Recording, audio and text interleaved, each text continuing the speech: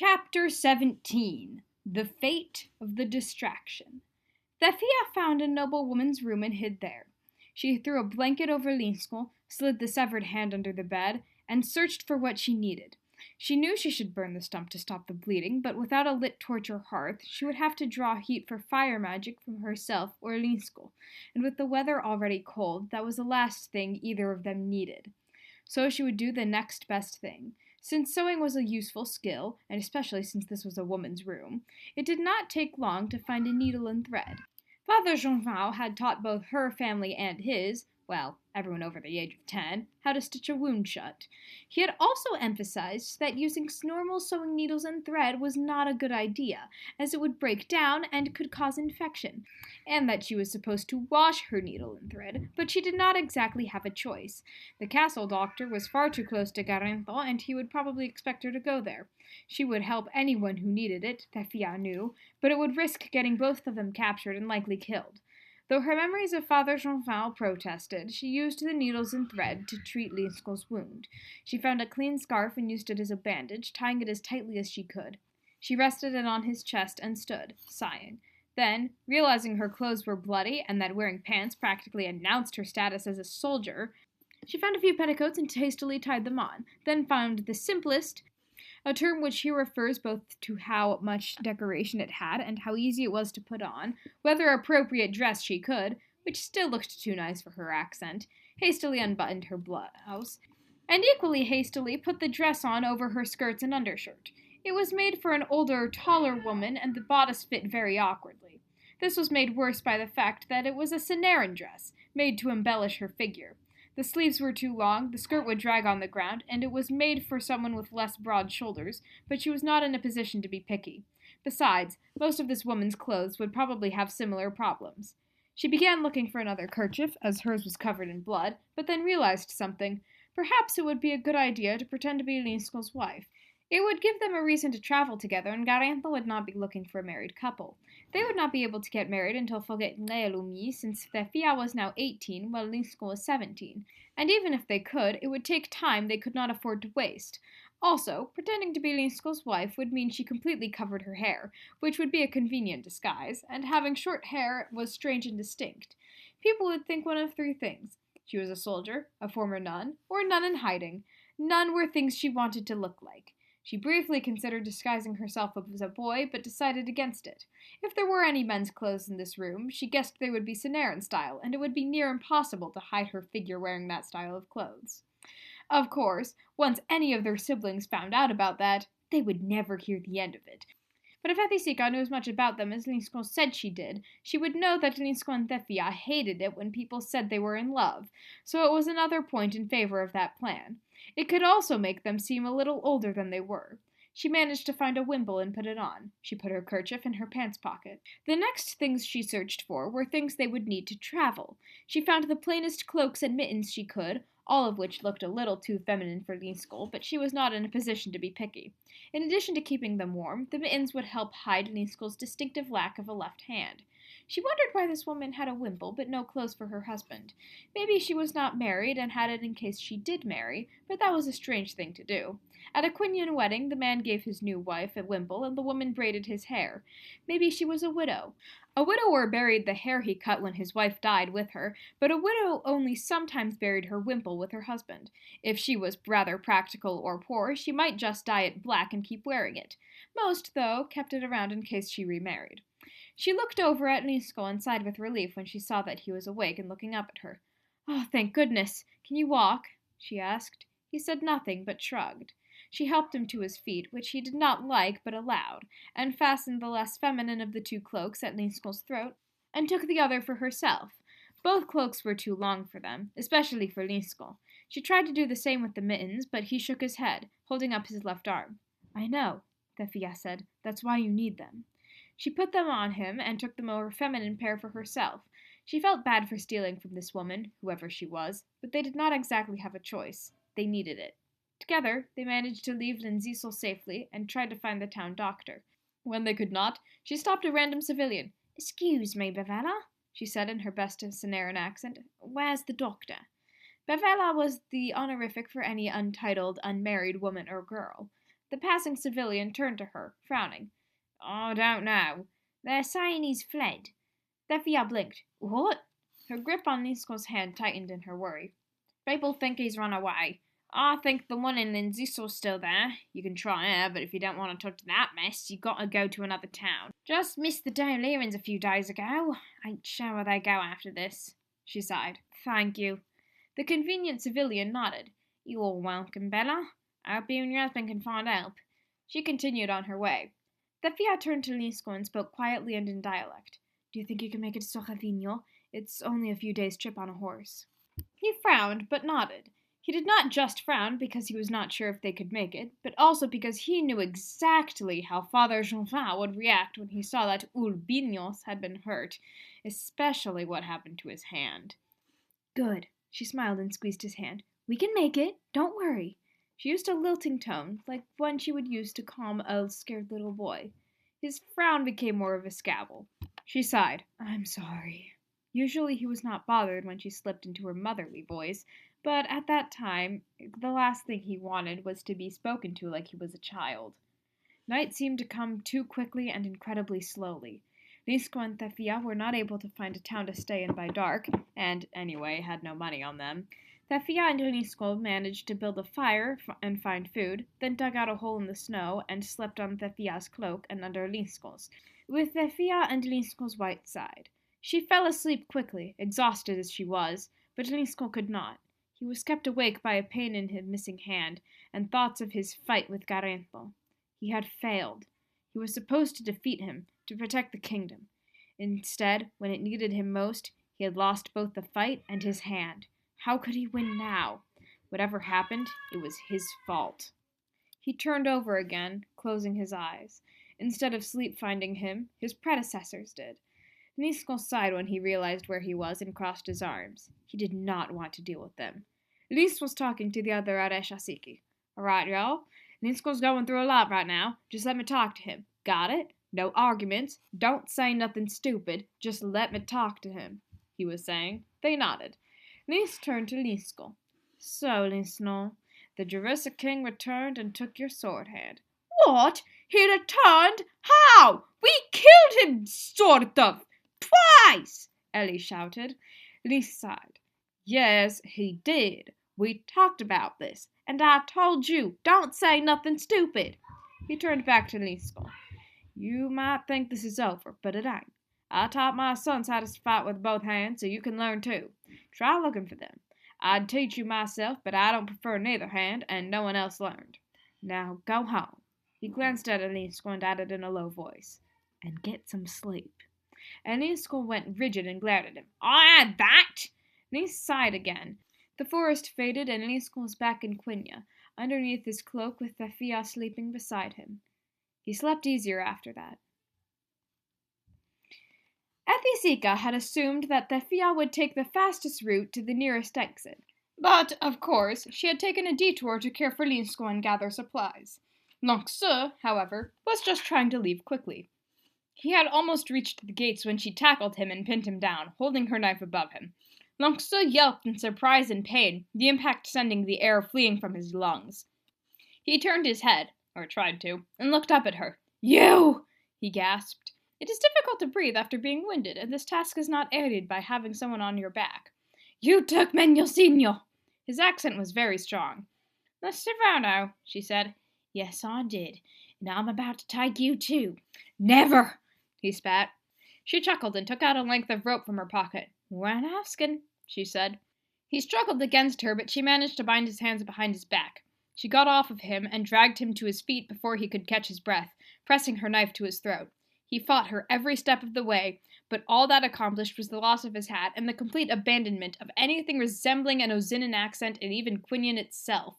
By the time they reached Jarissa, he was dirty and muttering in dialect, but not free. Couldn't find the Jarissa King or the daughter of Veron, but I found this one, Ethisica said, bowing and forcing Lanczú down as well, despite his resistance. Lord Gagaloso and Bibocinho were there too, and Jarissa seemed to be trying his hardest not to look at the latter. Bibocinho blinked in surprise, and felt a stab of sympathy for the other boy. Lanczú was a little distracted, and did not notice him. Even if he had, he might not have recognized him. I see. Well, they would have been better, of course, but this lad can still be of use to us, Garantho said thoughtfully. He looked at Lanczú, smiling. Lanczú just glared at him. A bit ironic, isn't it? Oh, that running just to end up back here. Lanczú was completely uninterested in any irony. I'm helping y'all, he shouted. His voice was strong, despite his situation, and his dialect so strong it was difficult for all of them, especially Garantho, to understand. He struggled, thrashing against Thefie's grip, and only succeeding in tightening it. She pressed her knife against him. Oh, now, you wouldn't want this to get ugly, would you? If you wanted to kill me, I'd be dead, Lanczú said. Is that really all you think of me? I can do other things too, she said with mock offense. And no one can understand you when you talk like that. He glared at her. Clearly, you can. She kicked him and he grunted. I meant it. Speak a language we do, or I'll show you what else I can do. Her tone was dangerous. Trust me, you do not want to know, said Lord Gageloso. Menyelsinho went rigid. It ain't no language. It's a dialect, Lanczú ground out in Quinian. Of Quinian, he specified. He had made that mistake once with Zabocron. Don't sound like it, Thefia said. Where were the Jarissa King and Elinsco? Garantho asked. Lanczú stayed silent and glared at him. You don't want to test me, lad, Garantho said, his voice still calm, despite the warning he was giving. I'd hate to force the answer out, but I can't let the Jarissa run around hoping to kill me, even with that missing hand. Thefia kicked him. Speak, boy! Lanczú's lips pressed into a line. He said nothing. Thefia sighed. Their family's from Sillery, but he has a brother who's a priest. I ain't sure where he is, but I ain't in Sillery. Or maybe they'll try to get out from some monks. Lanczú's eyes went wide. He thrashed, trying to stop her from talking. Thefia was stronger than her thin frame suggested, but she was still having trouble holding him. Lord Gageloso, being the second largest person in the room and guessing at Lanczú's motivation, decided to take him, standing next to Thefia. He held the boy tightly, digging his claws into his arms. Lanczú winced. He tried to struggle, but that only worsened the wounds left by the Michka's claws. Menyelsinho winced. Garantho smiled. Thank you. He looked at Lord Gageloso.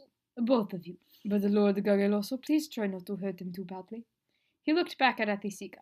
What about the lass he loves? Does she have family anywhere else? If he were not so terrified and angry, Lanczú might have laughed. Even Garantho, who had only seen them together for a few seconds, thought they loved each other. Might have some cousins in old Sillery. Badia's running around somewhere.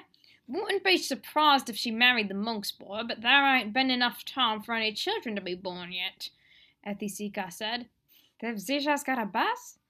Lanczú thought, though his heart was sinking with everything she revealed. Garantho smiled. All right, thank you, lass. Now call forward one of your Soledo. Lanczú's heart sank even lower. He almost slumped against Lord Gageloso, but grimaced as the Michka's claws tore into his skin. She nodded and looked at Menyelsinho expectantly. The boy was, as usual, doing his best to avoid looking at her, so Lord Gageloso took hold of Lanczú's ropes and cuffed Menyelsinho on the ear. Garantho glared at him, looking like he was resisting the urge not to do the same to the Michka, and gripping the arm of the throne so hard his knuckles were bloodless. Hurt flashed in his eyes when he saw Menyelsinho. Surely, after almost 4 months, you have learned that there are other ways of getting his attention, right? Garantho said, almost through gritted teeth. He felt like half his life the past few months had just been trying to convince his subordinates to even slightly listen to their mostly long-neglected moral compasses. Lord Gageloso nodded. Yes, of course, he said, though he sounded bored and not like he really cared.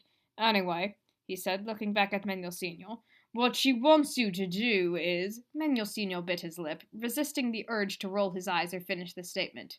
Find one of her warriors and bring him here. Menyelsinho nodded and bowed to him, then left. A few minutes later, he came back in, trailing a man of average height. The man stood perfectly straight, his hands clasped behind his back. Like all of Thefie's Soledo, he wore a gray mask with a red Soledo symbol on it. Yes, Thefia? He asked. He had an Arderan accent. This boy. She shook Lanczú, who gasped in pain and glared at her. Lord Gageloso frowned. Well, you know what we do. Find his little friends, the Jarissa King and the daughter of Ferron.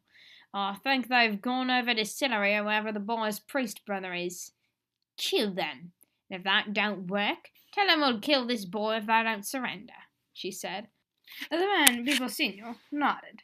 I understand.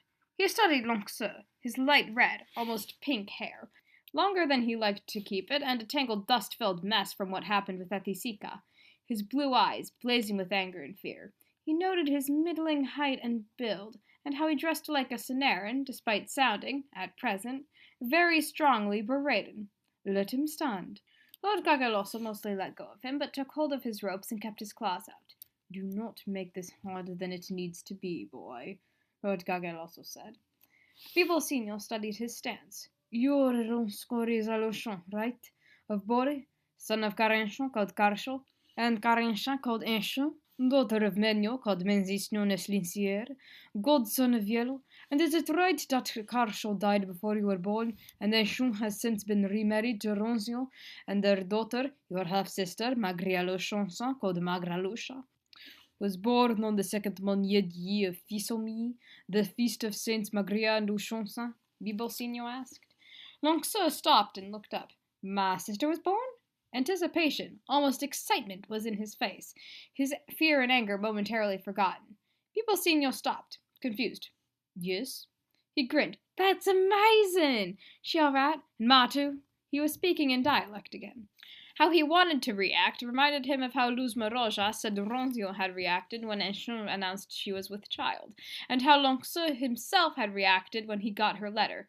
Ronzio had woken up half the town to tell them about it, and it was joked that he could be heard from Ella. Lanczú had started speaking in dialect with Zebocron a few yards away, and even his insistence on not speaking Elaine with nasal vowels had not been able to dampen his mood. Zebocron was confused by that, and when it was explained, he had actually said, Well, that is wonderful for you. Lanczú still held that it had not actually been Zebocron. Confused, Bibocinho answered automatically. Yes? He sighed with relief. Oh, thank goodness! I've been so worried. Everyone was very confused. Meñocinho had a small smile, though, glad that Lanczú had found some kind of happiness, even in his situation. Thefia recovered and slapped him. Meñocinho flinched and Garantho frowned. Shall not be for much longer if you keep this up, Thefia said. And what did I tell you about talking like that? Lanczú straightened and frowned, realizing something. How'd you know all that? He asked in Quinian. I'm a Soledo. We know lots of things. Lanczú could hear the smile in Bibocinho's voice. Speaking of his voice, he mimicked Lanczú's almost perfectly. Lanczú gasped. Then his expression hardened. He again tried to escape Lord Gagaloso's grip, but the Meñocinho got a stronger grip on him, digging his claws in. Lanczú grimaced. Meñocinho winced. Thefia sighed. Haven't you learned? You can't escape. You'll just hurt yourself, she said. He glared at her. Hurry up, she said to Bibocinho. Once you are finished, Thefia, chain him to the throne and get the doctor to look at those scratches, Garantho said. Try not to hurt him too much. Thefia nodded. Yes, my lord. Lanczú blinked. He thought he remembered the princess mentioning at some point that King Roberbo the Terrible had wanted a good way to put prisoners on display, so had modified his throne so he could chain people to it. No one after had bothered to change it, possibly due to superstition surrounding the tyrant king. Bibocinho nodded and studied Lanczú one more time. Then he removed his mask and scarf. Lanczú gasped, his eyes going wide. Beneath the mask was an exact copy of Lanczú's face. Thefia laughed, and Bibocinho smiled. What did you expect? Like he said, we're Soledo. Lanczú struggled again. All he succeeded in was getting worse scratches. She sighed. Haven't you learned? You can't escape. All you do is hurt yourself, she said. He sighed. See? That's better. How about you stay like this and make it easy on all of us, she said. He glared at her, but she ignored him and looked to Bibocinho. You can go now. He nodded and left. Lord Gagaloso brought Lanczú over, and Thefia chained him to the throne. He fought them every step of the way, but as with every other time, it did not work. The closest he got was when she untied his ropes and he tried to run. She sighed and grabbed him like a disobedient child. Will you ever learn? As she chained him up, the fight seemed to leave him. He leaned against the throne as exhaustion washed over him. The morning had brought no end of excitement, and he had spent most of it running on fear and anger. He frowned. Why didn't they search my pockets? He thought. I mean, there probably ain't nothing good in there, but still. He searched his cloak pockets and found 2 hairpins. He put them back, hiding a smile, and searched his pants pockets. They held no tools or weapons. At least, no physical weapons. He did find his Quinia Zefta, the most common type of Eleanrite prayer beads. It had been given to him by Father Michel. He looked at it for a second. This all I got? He thought. Then he shrugged and began. The Quinia Zefta was similar to the Faralia Shirnie, a Faralian devotion meditating on events from her or her son's life, broken up into decades of recitations of the Harelia Faralia Dyanya. However, they were not the same. The Faralia Shirnie could have anywhere from 5 to 20 decades, while the Quinia Zefta always had 15. They also had different prayers at the beginning and between each decade. The Faralia Shirnie had more at the beginning and in between, while the Quinia Zefta only had the Misharalin Creed at the beginning, the Harelia Riesha Dyanye at the end, and a short prayer to announce each decade. Agilia Kareshia Balirvdo. Lanczú thought as he began. Ir Pernod. He frowned. Was he really about to say the Misharalin Creed, which, among other things, outlined the Trinity very well, 2 feet away from a modalist, though it was written to combat Ivanism, not modalism? He nodded. Yes, he was. He smiled with a new realization. He was literally running, well, not literally running, to his mother for help.